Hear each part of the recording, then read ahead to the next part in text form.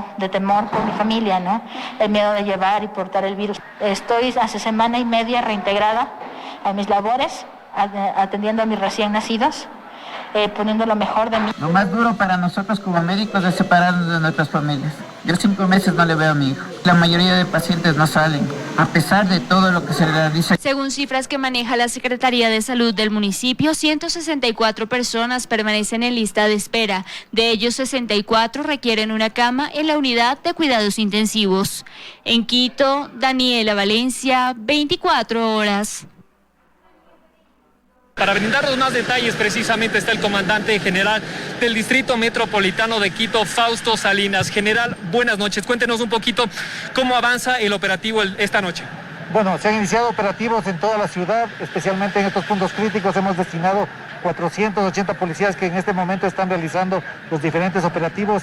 En este punto de Chillo Gallo tenemos 30 sancionados por toque de queda, por haber incumplido el horario, y estamos viendo que hay mucha movilidad, por lo tanto vamos a ser muy exigentes y vamos a poner las sanciones que sean necesarias. Durante estos días desplegarán operativos, general, en todo el Distrito Metropolitano.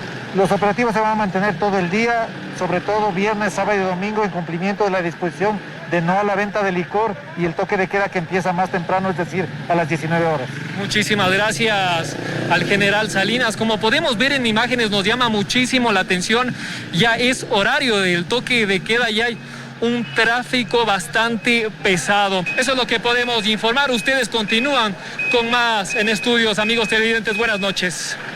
Gracias, Paul. Buenas noches. Y recorrimos la Sierra Centro del país para conocer cómo se encuentra la situación del COVID-19 en la provincia de Chimborazo. Es crítica, sobre todo en Riobamba y en Colta.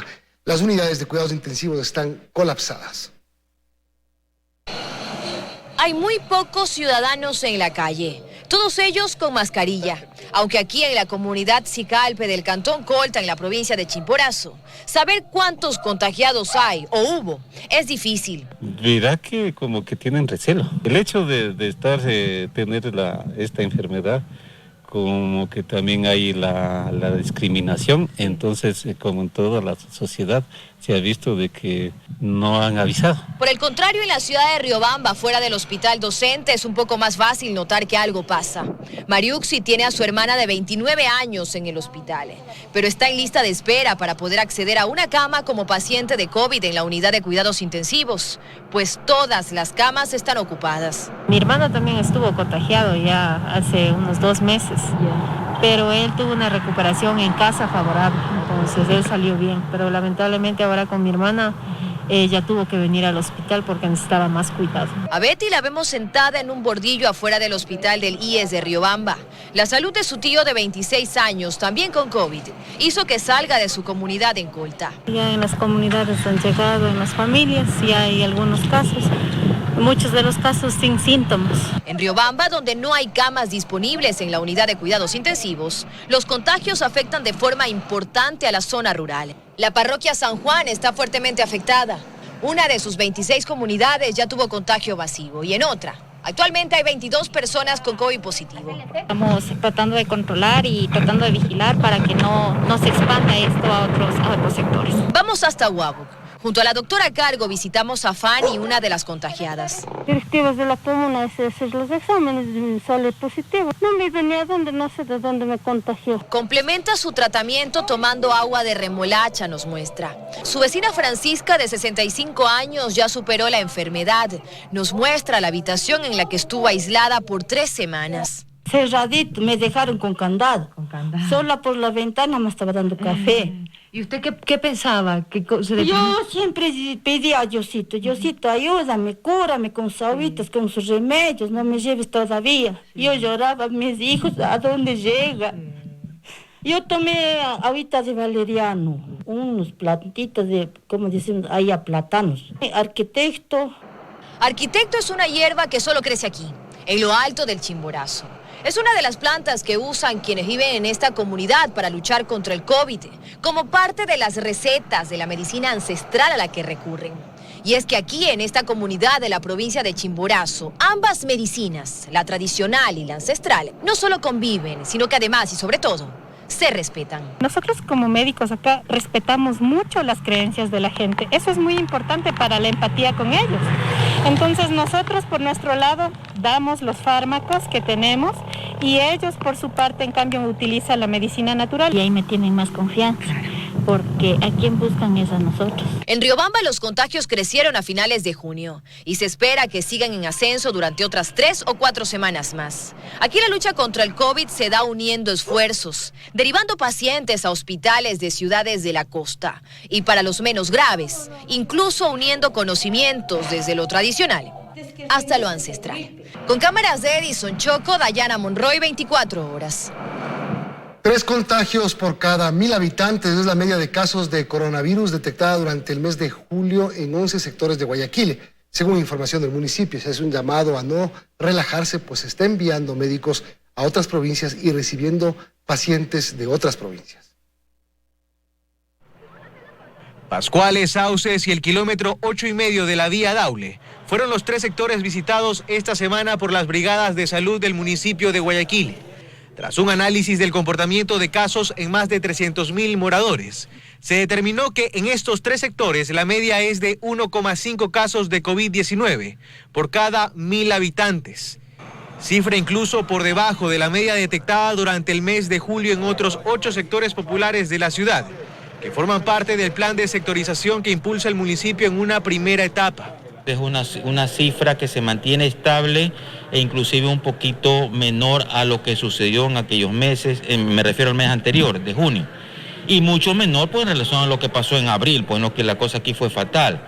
Debido a que los contagios muestran relativa estabilidad en la ciudad, Guayaquil recibe pacientes de otras provincias en sus hospitales de la red pública, donde en varios de ellos ya se llega a la capacidad máxima de ocupación en cuidados intensivos. Pero la mano amiga de Guayaquil también se extiende de otras formas. La Dirección de Salud del Cabildo envió a 8 médicos a la capital para que se sumen a la lucha contra el COVID-19. Su contrato no dice que deben viajar a otro cantón. Se preguntó si voluntariamente ellos querían ir y ellos alzaron la mano. Eso, como les acabo de decir, los hacemos grandes. La próxima semana otro grupo viajará a Manabí, provincia donde el combate a la pandemia se ha puesto cuesta arriba.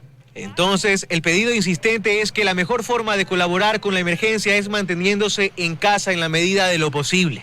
Pero dado que en los últimos días las fiestas y reuniones han sido constantes en el puerto principal, se teme que las cifras que hoy son favorables en unos días ya no lo sean. Estamos a la expectativa, tomando en cuenta esto que pasó el fin de semana y también los fines de semana anteriores, para ver qué puede pasar en 10 días, 12 días o 14 días. Para eso, sin embargo, dicen estar preparados desde el municipio de la ciudad. En Guayaquil, Carlos Acoto, 24 horas. Muertes por debajo del promedio normal se registran en Guayaquil en la actualidad y eso ha devuelto la calma al personal de los Camposantos. Allí, entre marzo y abril se vivieron duros momentos, pues la cantidad de decesos desbordó su capacidad.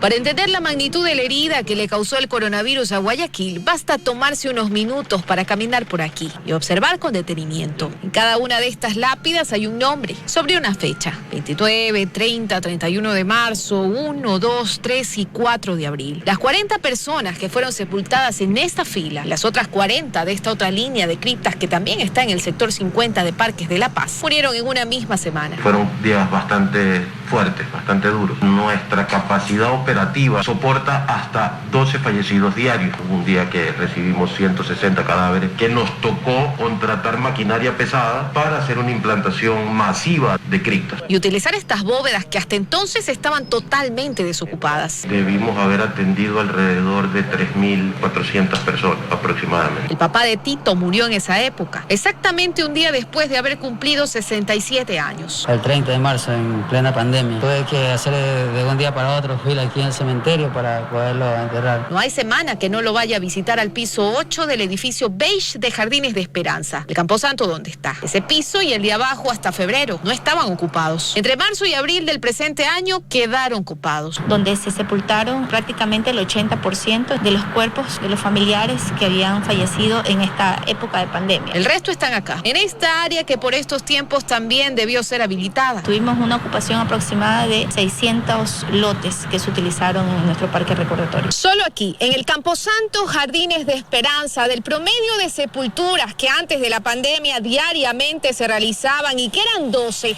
entre marzo y abril se pasó a 206. Sumando esfuerzos se lograban sepultar hasta 30 cuerpos al mismo tiempo. En total serían pues alrededor de unas 10.000 personas fallecidas por encima de lo normal para la ciudad de Guayaquil desde el 21 de marzo hasta el momento. Son números que hablan por sí solos, pero que gracias al confinamiento y las medidas de bioseguridad, a partir de mayo empezaron a bajar. Muy pocos hemos inhumado a partir de estos picos de pandemia. No han sido más de 10. Hemos vuelto a nuestros números promedio pre-COVID y tratando de crear planes de contingencia para estar preparados para un rebrote. Se refiere a este nuevo edificio. Lo están construyendo, pero esperan no tener que ocuparlo. Nadie, ni los dueños de los Camposantos, quieren tener que volver a vivir algo así. Luisa María Heredia, 24 horas. 207 vuelos nacionales se han cancelado desde que se reabrieron operaciones aeroportuarias en el país. La principal razón es la falta de pasajeros para cubrir el costo de cada vuelo. Los usuarios se quejan por que estas cancelaciones alteran sus itinerarios. Aunque las operaciones aeroportuarias en el país se retomaron hace 3 meses y se trabajó en una serie de protocolos para brindar un buen servicio, los viajeros aún se siguen encontrando con varios inconvenientes. Uno de ellos, la suspensión de vuelos. Según la corporación Keyport, que tiene a su cargo la gestión del aeropuerto Mariscal Sucre en Quito, se han cancelado 207 vuelos desde el 1 de junio, fecha en que se reabrieron las operaciones en todo el país, es decir, el 40% del total de los vuelos domésticos. Y la ruta más afectada es Quito-Guayaquil, con 140 suspensiones. Por ejemplo, la mañana de este viernes, el vuelo 1620 de Avianca, que cubría esa ruta, fue suspendido. Lo peor fue que los pasajeros se enteraron de la cancelación cuando ya estaban en el aeropuerto. A través de este comunicado, Avianca explica que las modificaciones que se han dado han sido notificadas a los pasajeros según los datos de contacto de la reserva y que su política reubica a los pasajeros en otros vuelos sin pago de penalidad. Luis Galárraga, gerente de comunicación de Keyport, señala que estas suspensiones en su mayoría se dan por la falta de pasajeros. El requerimiento de una prueba COVID negativa para viajar siempre es un factor disuasivo para el viajero. Entonces el pasajero prefiere no hacerse tanto problema y no viajar. Si un avión va a menos del 50%, las líneas aéreas van a cancelar los vuelos porque volar un avión sin pasajeros es sumamente costoso. Sin embargo, los afectados, es decir, los pasajeros que deben modificar sus itinerarios de acuerdo a la decisión de la aerolínea, poco pueden hacer. Las aerolíneas deben hacer un análisis y un estudio de la real demanda que existe en las rutas nacionales. Es decir, que el pasajero deberá esperar que las aerolíneas actúen de forma responsable y oferten únicamente los vuelos que van a poder cumplir. En Quito, Belén Merizalde, 24 horas. Más noticias después de que una jueza federal de los Estados Unidos negara esta tarde una acción legal presentada por tenedores de un pequeño porcentaje de bonos, avanza el proceso de renegociación de la deuda ecuatoriana. El lunes será la votación para apoyar o no la propuesta.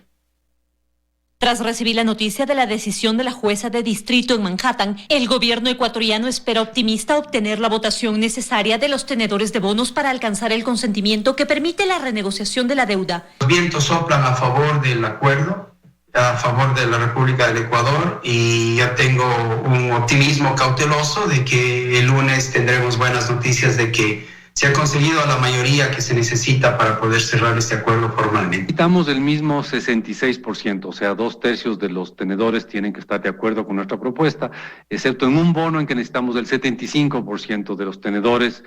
A ver, de los chismes que se oyen, parece que la cosa camina bien. Fue la jueza Valery Caproni quien negó el intento de bloquear la reestructuración de la deuda por 17.400 millones. 2 empresas que tendrían una pequeña participación en la deuda ecuatoriana argumentaron estar en contra de la oferta pública, pues aseguraron que es coercitiva. Sin embargo, según varias voces, podría ser que tienen intereses. Son un grupo bien chiquito de tenedores de bonos, medio especializados en temas de empresas con problemas, de países con problemas. Lo que tenemos ahí es un grupo de gente que lo que está haciendo es hacerse publicidad a sí mismos. Según Augusto de la Torre, a este tipo de tenedores de deuda los llaman buitres. Son fondos no muy prestigiosos, digamos, cuyo trabajo consiste en ser oportunistas.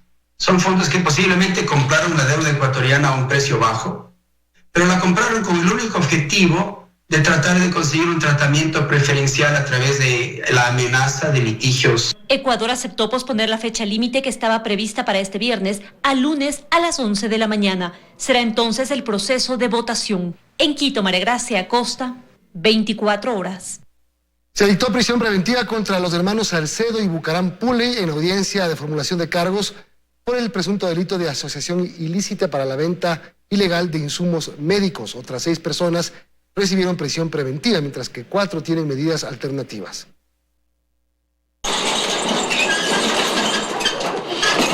Hasta el complejo judicial cerró sus puertas y la audiencia de formulación de cargos no terminaba ni estaba cerca de terminar.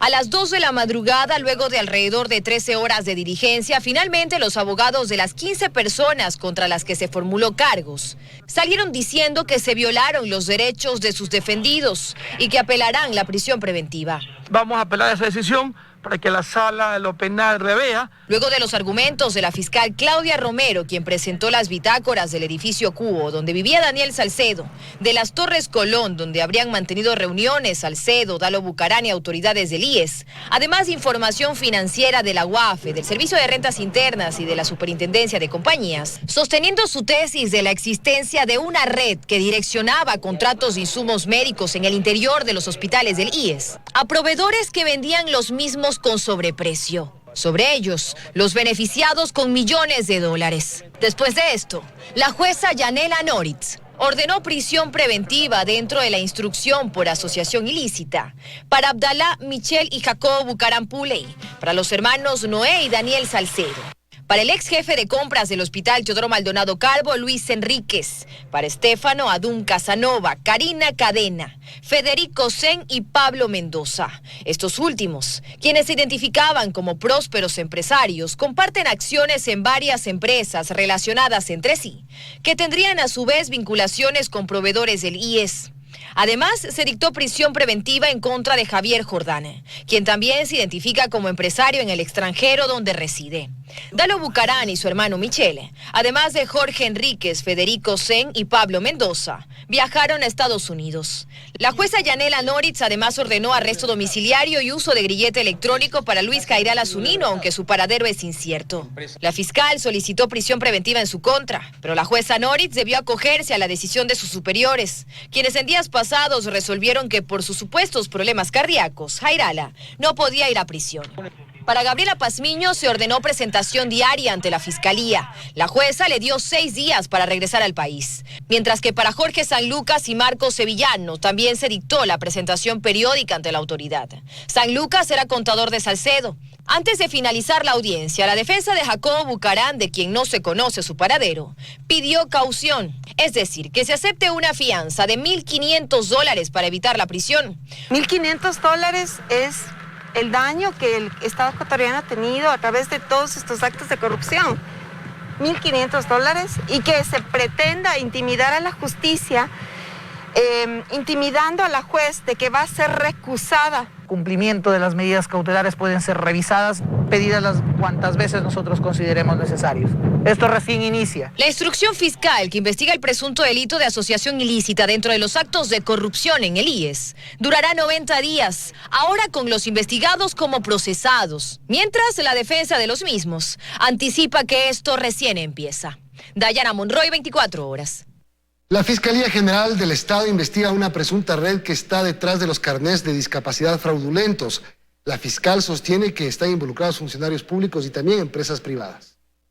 Estamos conscientes de que nos vamos a enfrentar a estructuras de delincuencia organizada. La fiscal general del Estado ya investiga el escándalo de los carnés de discapacidad y su legalidad. Hasta el momento señala que se ha podido advertir de estructuras organizadas que son encabezadas por funcionarios públicos. Especialistas de la salud, pero también viene la participación de la empresa privada, aquellas personas que han promovido la adquisición u obtención de estos carnés. Entre los casos que están en investigación previa por provincias, Guayas tiene 34 casos, seguido de Pichincha con 17, Esmeraldas 9, Los Ríos 4, Santa Elena, Azuay, Sucumbíos y El Oro registra un caso por cada provincia y hay 4 más en una sola investigación con fuero de corte.